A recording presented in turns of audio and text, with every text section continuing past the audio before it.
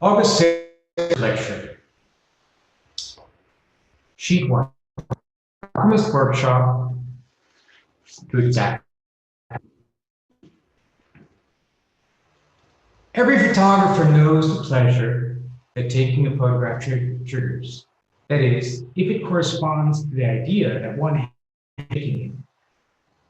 But he also knows the disappointments when the opposite is the case. Today, I'd like to introduce you to the invention and exploration of photography.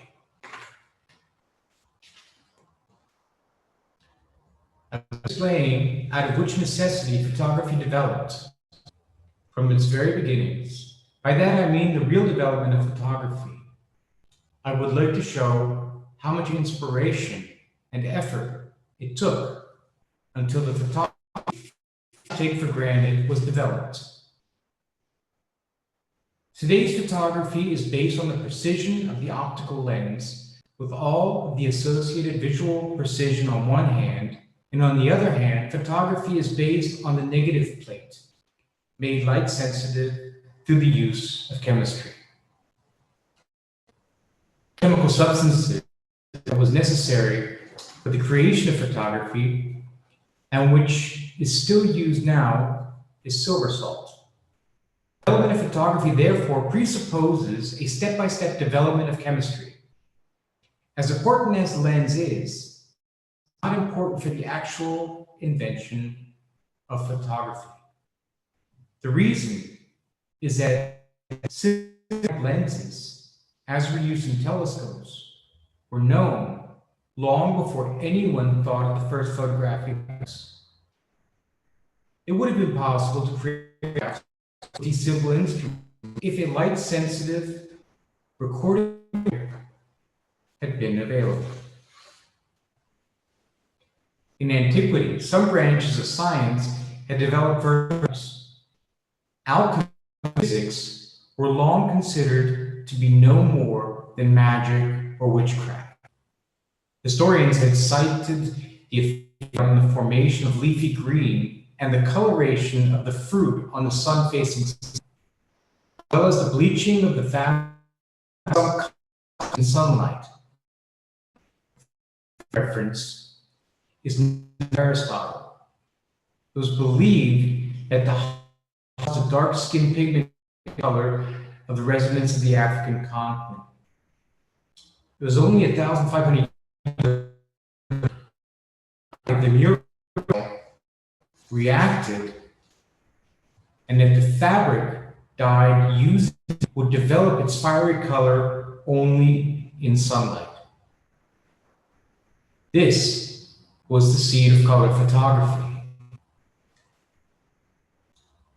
In the Middle Ages, the desire to turn base metals into gold led to chemical experiments that we must consider to be precursors to today's chemistry. The alchemists believed that all metals consisted of two substances, and sulfur. As such, that the base metals were only a pathological state of precious metals, which could be refined by the so-called philosopher's stone. Alchemy was practiced primarily by honest researchers who experimented out of love for science and whose results often and persecution. For example, Leonardo da Vinci, who was an avid alchemist, was accused of heresy and of being devil-obsessed. We find mention of the camera in his writings. The camera is a forerunner of our present photographic apparatus. Similarly constructed, stationary due to its size. The principle is that the image of the outside world falls through a small opening into an absolutely dark room and appears as an image on a wall opposite the but on its head due to the light refraction and production of light images.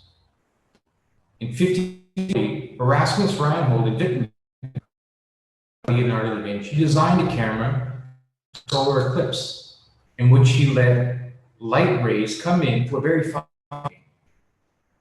written image on the opposite wall inverted. This is the same camera that we use today, reduced in scale as a so-called pinhole camera. The camera obscura was expanded upon 18 years later by Porta in Naples. The pinhole glass made the image significantly brighter, but it remained inverted. Nonetheless, crowds flocked to see the images of people and animals moving by standing on their heads. Porta later moved his lens to the roof of his cottage. He let the light fall in from above, placed a mirror above it, which threw the image of walking in front of the house onto the white surface of a round thing in the middle.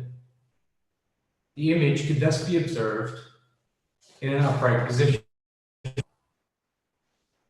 With this technology came the first produced camera obscura from Reinhold and Wittenberg.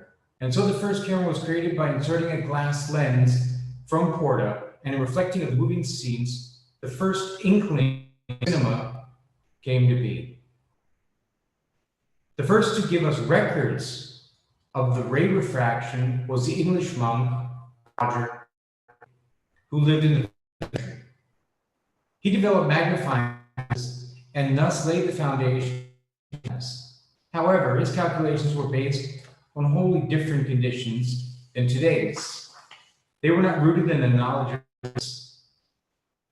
Bacon believed in the philosopher's stone. Since the lack of understanding of physics continued until the beginning of the 19th century, the development of chemistry was substantially halted. Nonetheless, a number of researchers obtained results with photography even today. Some of the successes of today's chemistry are due to research by Lavoisier. However, it was the Cologne-based Albertus Magnus who made the first observations about the sensitivity of silver to light as early as the 13th century. He depicted various the nature of which he probably did not know himself. He wrote that these salts colored the skin with a black remove color. He very probably discovered the development of salt on the organic body, but did not know that the blackening was due to the influence of light. Fabricius first mentioned chlor in 1760, but he was unaware of its reaction to light as well. Chlorine silver is in the emulsion, i.e. the light-sensitive layer of today's photo paper, which is known to every photographer. In 1727, the German physician Heinrich Schulze from Halle discovered the light salt while experimenting. He presented his invention at the academy there. He filled a bottle with a mixture of chalk and silver nitrate, then cut out letters on opaque paper, wrapped the bottle in stencil paper, and exposed it to light. The bottle and he later experimented using paper with pure solution, and it turned out that the same problem. The first photos were developed. Today, we refer to this process as a photogram. The photo was created placing an object on a light-sensitive paper or plate, which renders due to the shadow it casts. It is often used in the advertisements and in images for magazines. So if we can consider Johann Heinrich Schulze as the inventor of the photo, then we must note that his photographs were not yet light resistant or durable, since he did not yet know salt. It reveals a number of people some later, all of which were based on the of their forerunners. 30 years later in Turin, it discovered that chlorine silver changed color not through the air, as it was previously thought, but through light.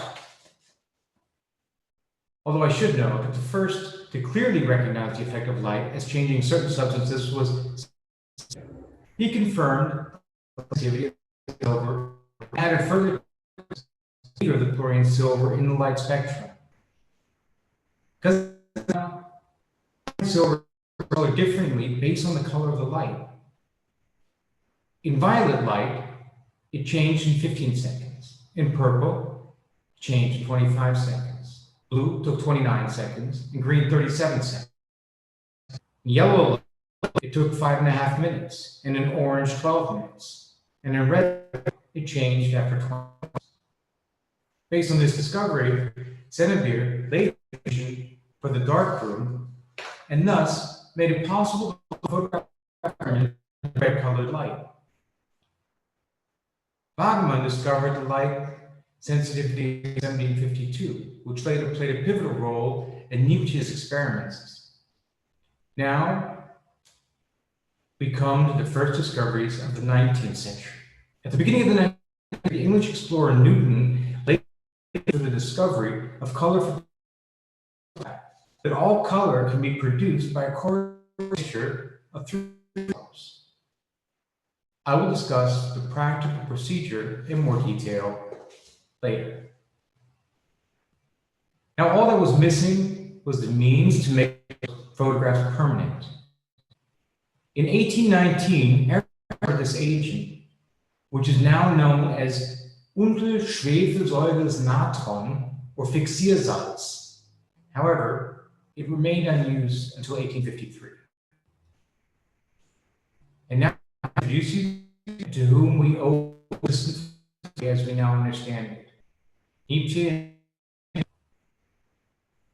of each other, two men in the first third of the 19th century in the invention of photography. Nisifron, inspired by Sennefelder's lithography, tried to make the images of the camera obscura durable.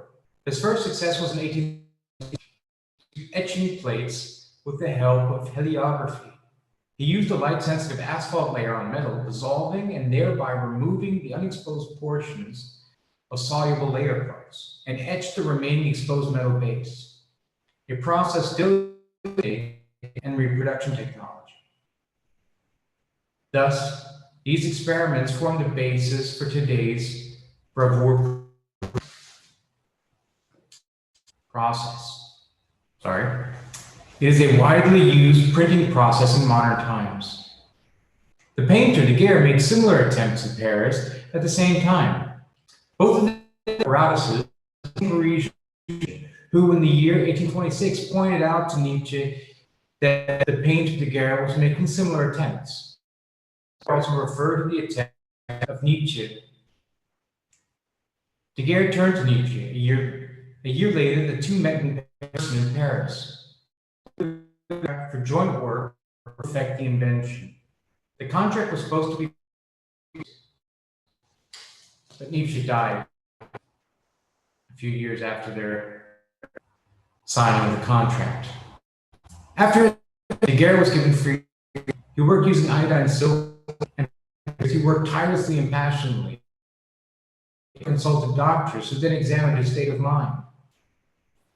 After the death of Nietzsche, a new contract was concluded between the son of Nietzsche, Isidore. In 1837, Daguerre had his first successes. He showed Nietzsche's photographs, which he had created using iodine. 1837 was declared as the year the invention had been made of the image. The latent image is the exposed image caused by development by chemical solution developer. Daguerreotype coated with mercury. The invention is based on the process of creation was as follows. A silver spoon happened to be lying on an iodized silver camera, which after a while was completely rendered by the light on the plate. This coincidence led him to use iodine silver instead of asphalt, and now exposed the silver plate in the camera. The pictures were all exposed to carelessly in a chemical cabinet, which also,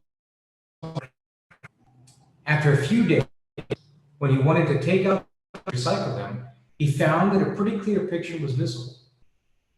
It became immediately clear that this was the result of a chemical reaction. He tried out the effects of all chemicals until he could determine the cause of the retention of the image, and that was due to the vibration of. It was now possible to make images stop reacting to light. Now we had to find a way to make it permanent. First, he experimented with tape, but the image was lost in finesse. The pictures were devoured. Through the Fixiersatz, as invented by Herschel, he succeeded in making the picture. This was the invention now known as the daguerreotype.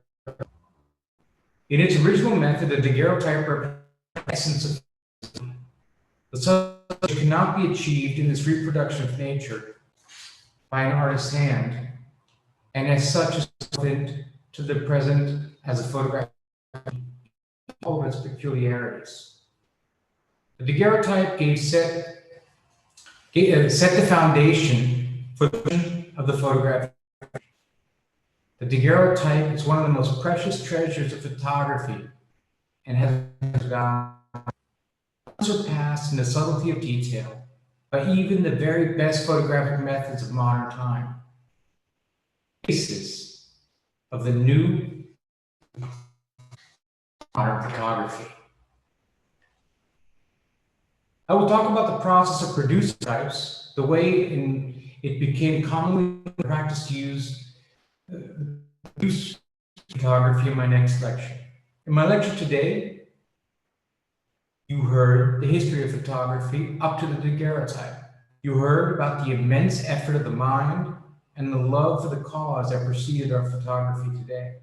In my next lecture, I will share with you what this invention took into the public, its relationship to society and art.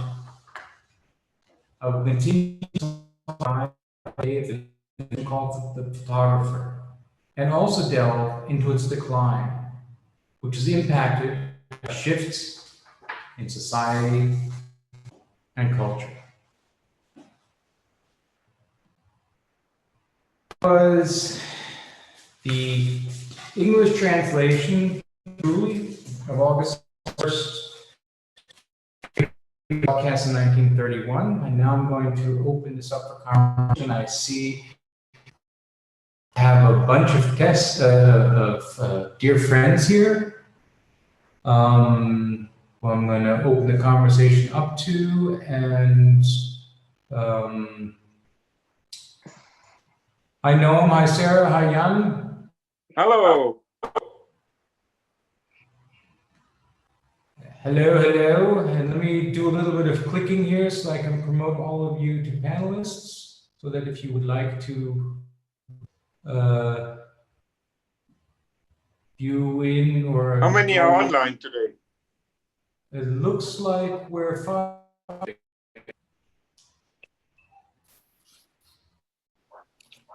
Okay, so everyone's here, and you on my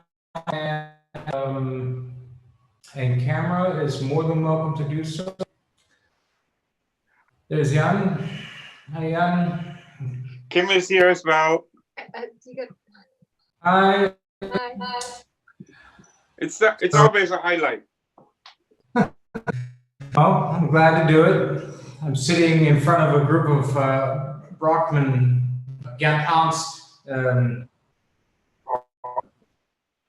right across from a Franz Wilhelm Seibert painting, which I can leave up there for a moment because this was Seibert's way of showing how photography worked. That's great. Hey, Sarah. Hi. Good to hear you. Nice to hear you. How are you in the crazy lockdown city? I mean, I'm actually in Connecticut, so yeah, definitely better than New York City. And happy to have spent 20 minutes thinking about another time and place entirely. So this painting, how big is it? Well, I'll stand beside it and you can get a frame. Okay. Oh, huge. Yeah, it's pretty big. And was it August's or? Yes, this was hanging in the stairwell of his apartment or his house. Oh, okay. There's a photograph of the stairwell, which maybe I can Yep. find while we're talking, which Now I'm remembering.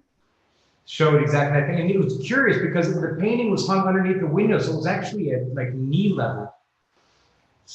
But it survived quite healthy, which is crazy. Hey, James. Hi, James. Hey, hey, how's everybody? Good. It's nice where you are. Miami. That looks great. Can I come to and Miami? I left Julian, New York 6 Noam, Yeah. Go sorry. ahead, Sarah. I was just saying that Noam had to start homeschooling a few minutes ago. He texted me. So. I'm back. I'm back. Oh, okay. All right. Hi, Noam. Hello. Congratulations. Well, thank you. I hope my delivery wasn't too choppy. Not at all. There were a few service, like technical jumpiness, but your delivery was great. Your Okay. delivery was great. The sound audio now is actually fine, but during the radio lecture portion was actually very, very choppy on my end. Almost like borderline incomprehensibly so. I would check that out for the next broadcast. Well, I've been recording all of these on my local machine as well, so I may just go in and replace the archive, not with the live stream version, but with the recorded version to make. I think that might be helpful. So that people can kind of see it. Do you have a full translation of all 6 lectures? Well, I have the first translation, which I finished today, and then I'll be doing the others. I'm going to do these every Tuesday, I think. Fantastic.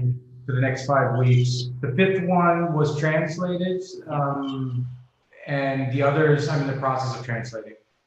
Wow, wonderful.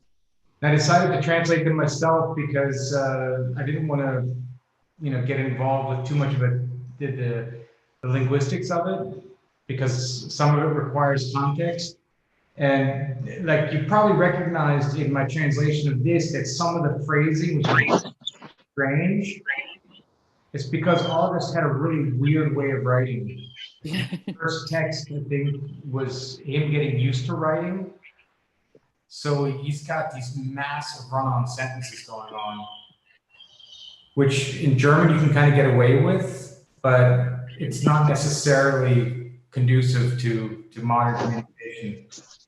So I'm gonna have to go. No, I've definitely been there, but it's doable. My sense with the radio lectures are this isn't poetry, and maintaining the idiosyncrasies at the expense of comprehensibility doesn't make a lot of sense.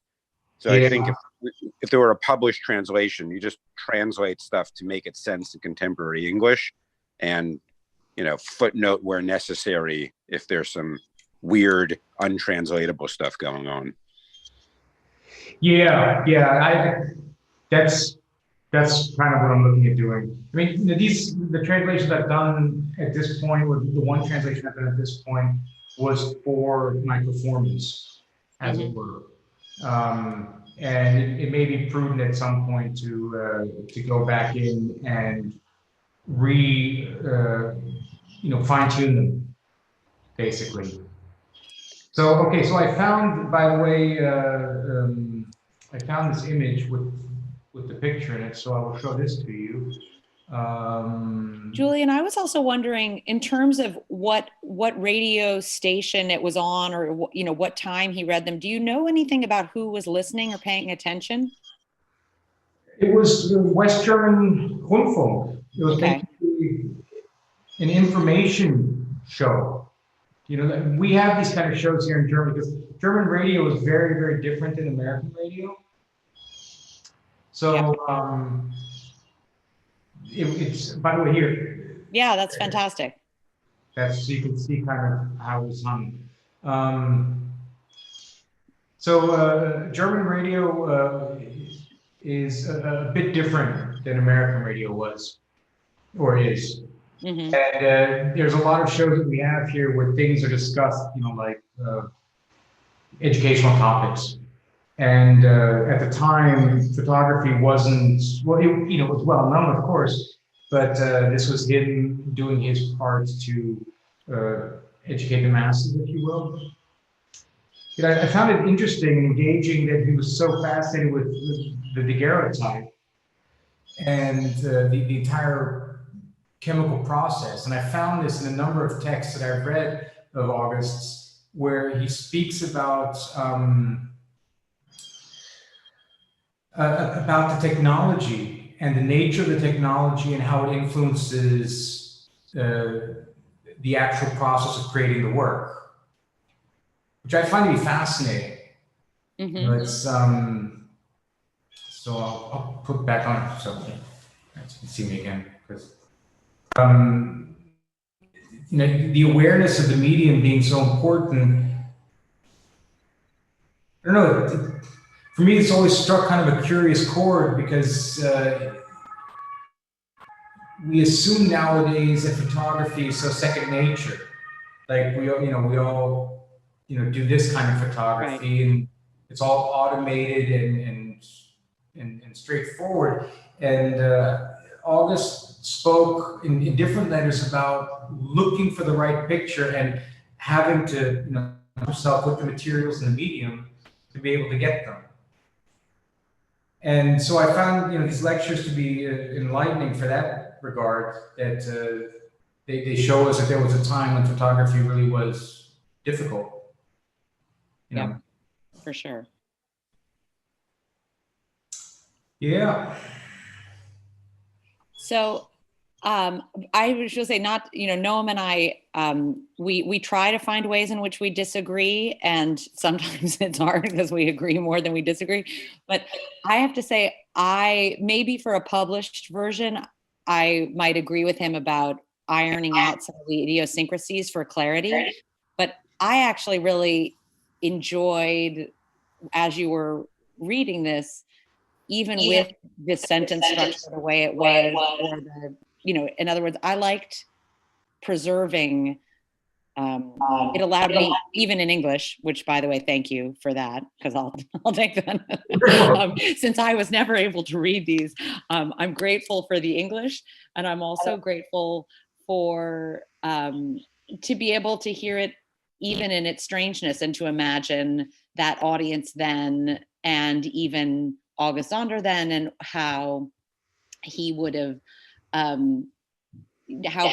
delivered it or constructed it. So I don't want to contradict Noam about whatever you might end up publishing, but for this purpose and in this context, I enjoyed it just as it was. Well, thank you. Yeah, there are things that where the meaning is wrapped in the complexity of language. I mean, linguistics is a huge field, and it's hugely important, and particularly in the German language, the selection of words plays a major role. And there are certain words that I just couldn't translate out of the text because they don't mean, or they don't have the similarity in the same context in English as they do in German.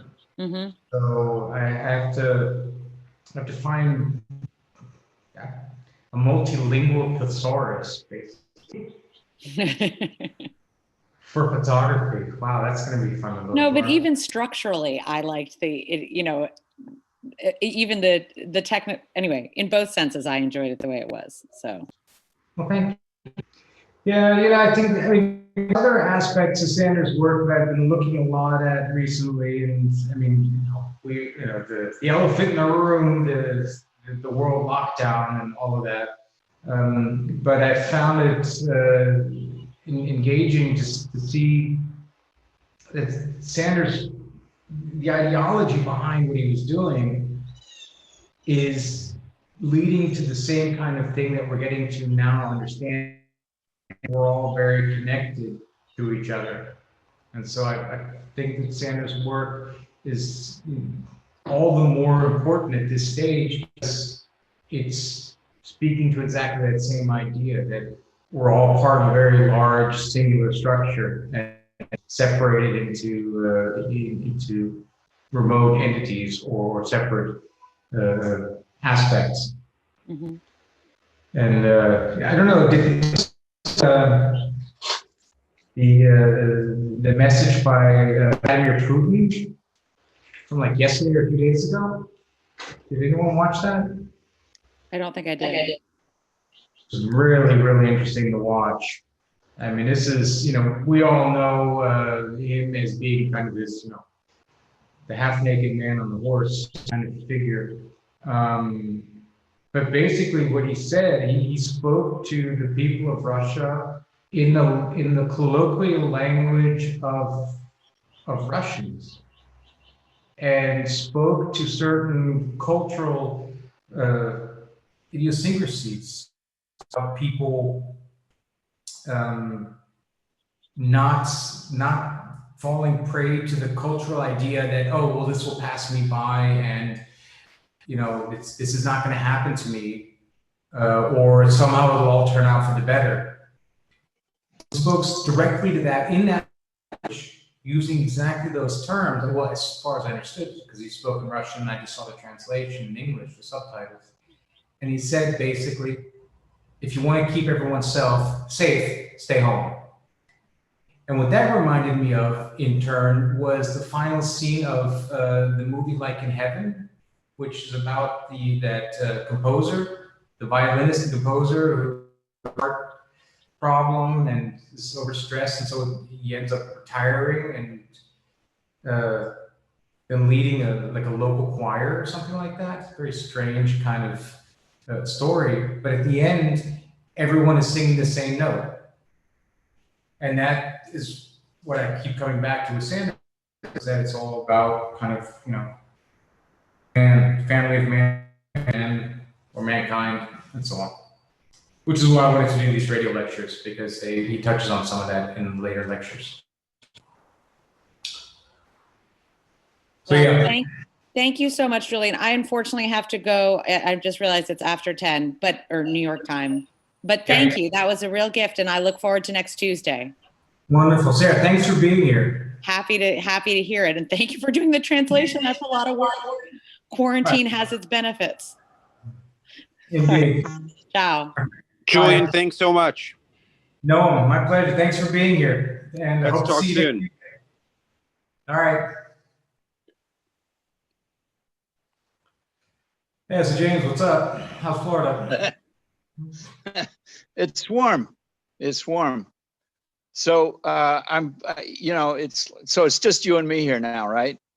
Well, Jan, but he's off screen. But all right. So all right. Yeah, this lockdown thing is that my timing is just all off, and it's like I stay up till 1, 2, 3 o'clock watching stupid television, and then I sleep in, so I missed the beginning here. So next time I'll, try and do it better. Sorry I missed your the beginning of this. No worries. I'm going to be posting it. I have to check the online versions and see if they're good enough to keep, or if I should re-upload the local machine, which I may do. Yeah. Yeah. All right. It'd be great just to have it available. Yeah. Again, here's the technology that we didn't have 5 years ago. Right. Opens things up. I have to say goodbye too. Okay. But always a joy. I will listen to it again. You mentioned you will put it online because it was really difficult at the beginning with the sound. But I'm really interested in this kind of stuff. Well, I'll probably end up posting the translation at some point as well. But you can read it in German. You're German. Yeah, I can read it in German. Actually, would prefer it. I imagine. It's precise. It's more precise. Okay, cool. Awesome. Bye. Well, it's good to see everybody. James, I'm going to close out here as well. All right. All right, I'll be on time next week or Thursday. All right, take care.